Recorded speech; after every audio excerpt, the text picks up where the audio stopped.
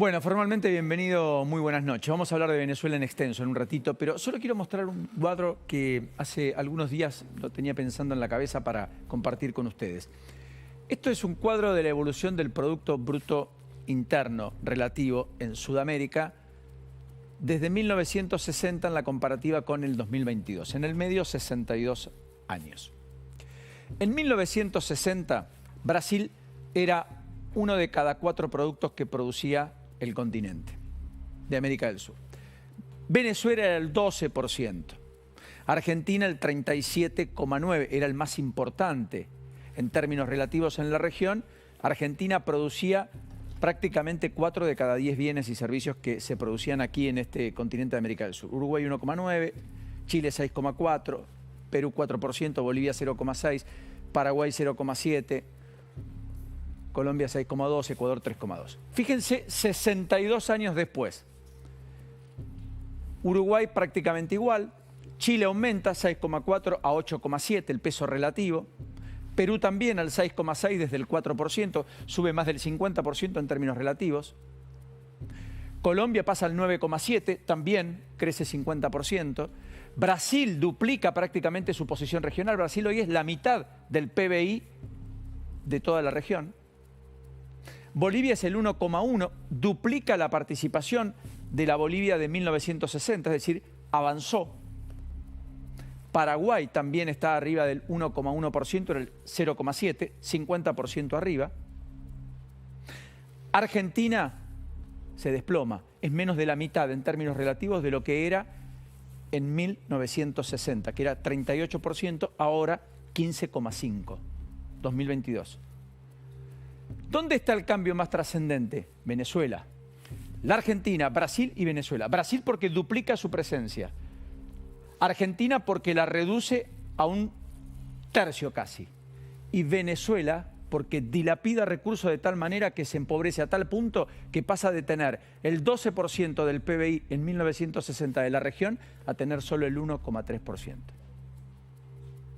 Y para que eso ocurra, fue también muy importante y clave en estos 62 años, los últimos 25, los del régimen de Chávez, que hoy encarna el propio Maduro.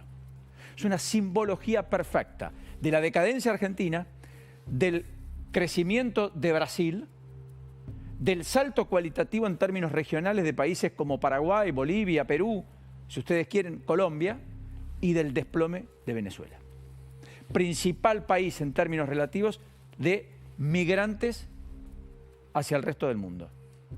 Expulsó más de 8 millones de ciudadanos. Esos que hoy claman por transparencia, por verdad, por justicia y por poder volver a su país. En un régimen cada vez con cerrazones mayores. Más allá de esto, después en un ratito vamos a hablar del dólar.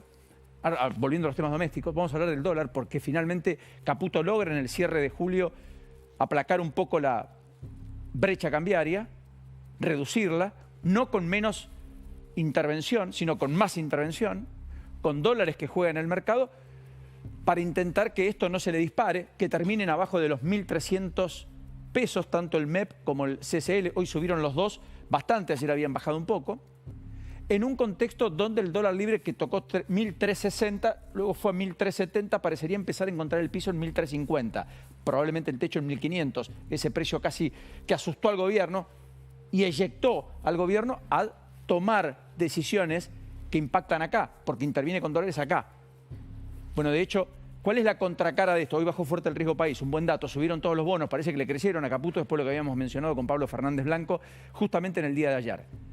Y por eso los bonos y las acciones subieron fuerte, además del rebote del CCL, el contado con liquidación. ¿Cuál es la contracara? Las reservas. Miren el gráfico de reservas respecto a cómo está la situación en la Argentina hoy, porque otra vez hoy el Central perdió más de 60 millones de dólares de reservas. Las reservas bajaron en términos netos 600 millones hoy. Y estamos en el nivel de reservas hoy que teníamos a fines de enero de este año. Todos los meses el gobierno juntó dólares. Este último mes, el de julio, perdió. Dicen que es por la balanza energética, dicen que es por los pagos que empieza a hacer de los bopreales, dicen que es porque no llegan fondos frescos, porque todavía el blanqueo no está institucionalizado. Es cierto, todo eso es válido. pero no deja de ser una preocupación este gráfico de acumulación que empezó a convertirse en un gráfico, desde noviembre se empezó a acumular, en retroceso. Eso están mirando en la pulsión en el mercado. Por un lado, la brecha, por otro lado, las reservas. ¿Cómo estamos? Bueno, esa discusión está marcando a fuego la discusión de fondo, naturalmente en términos económicos. Hoy perdió 81 millones de dólares el Banco Central. Bueno, y después, dos temas al pasar. El RIGI está disparando inversiones y está sacando normas, reglas.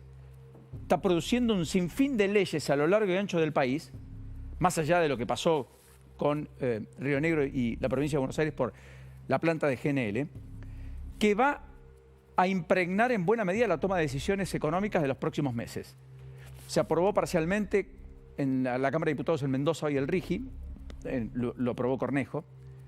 En Entre Ríos, Frigerio lo llamó a votar, pero además creando un RIGI provincial con múltiples exenciones para los que inviertan, hasta por 15 años, exenciones de tasas, impuestos a los sellos, impuestos de servicios.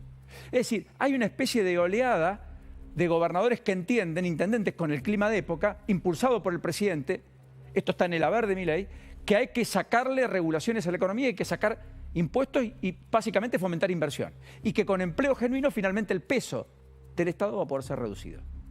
Esto estamos viendo. Y lo último, volvió después de las vacaciones, no solo el discurrir judicial, sino la tarea en el Congreso. Y cuidado, porque finalmente se están discutiendo cuestiones importantes. La baja de imputabilidad para los menores a 13 años o 14, veremos cómo termina resultando el proyecto, que empezó a discutirse hoy en Diputados de la Nación, pero también había quedado pendiente, previo al receso invernal, la discusión que ya tiene media sanción de diputados respecto a una nueva fórmula jubilatoria. Y básicamente al famoso empalme, a cómo calzar el ingreso de los jubilados, de la mínima en particular, con el desfasaje que se le produjo cuando en enero los precios volaban al 20 mensual y la jubilación se aumentó el 12. Quedó un 8 a recomponer. Bueno, finalmente están más cerca de alumbrar algún acuerdo, incluso con el oficialismo, que hoy intervino en el debate y propuso un proyecto propio. En todo caso, para que el Senado lo vote y después lo vuelva a votar diputado, sea ley. Y probablemente en la idea de que Milei no asuma el costo político de vetarlo. Ahora, en ese Congreso que volvió, hay dos definiciones que fueron centrales hoy. Una, la de Lourdes Arrieta, dirigente de la Libertad Avanza de Mendoza. La otra, Natalia Saracho, dirigente de Unión por la Patria, del bloque kirchnerista, la primer dirigente social cartonera en convertirse en diputada de la Nación. Las dos describen en parte el nivel del debate en la Argentina. Así explicaba primero Lourdes Arrieta por qué nunca entendió con quién estaba reunido, pese a que quienes estaban enfrente en el penal de Seiza era Astizo, Guglielminetti, entre otros, condenados por delitos de lesa humanidad. Y Natalia Saracho, ¿por qué no hay que bajar la edad de imputabilidad? En su criterio, porque ¿qué hacen los pibes a los 14 años? Las dos. Y nos vamos a la mesa. Fuimos engañados, un grupo de diputados, no te puedo decir si todos lo sabían o no, entramos en un estado de shock, nos fue un tour de diputados por el penal a ver represores, a mí se me informó, como a Rocío y como a todo el bloque de la Libertad Avanza, que era una visita netamente institucional, que era una visita humanitaria para conocer las condiciones edilicias y también sanitarias de los internos. Hablé con Asís, como no viví en esa época, como nací en el 93 y no tengo ni idea de quiénes eran los personajes de esa época, yo la verdad es que vi internos de 80 años. Entonces me parece que no tenemos una discusión seria de pensar en una política de seguridad con inclusión, con oportunidades, con integralidad para todos esos pibes que están quedando afuera. Porque esto no es para otros sectores.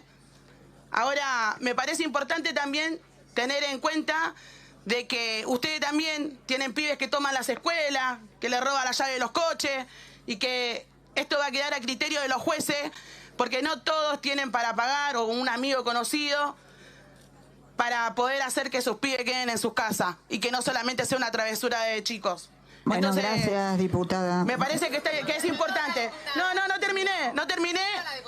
terminé y me parece importante también que todos los diputados y diputadas se puedan expresar, porque me parece que es un tema muy serio lo que se está tratando hoy.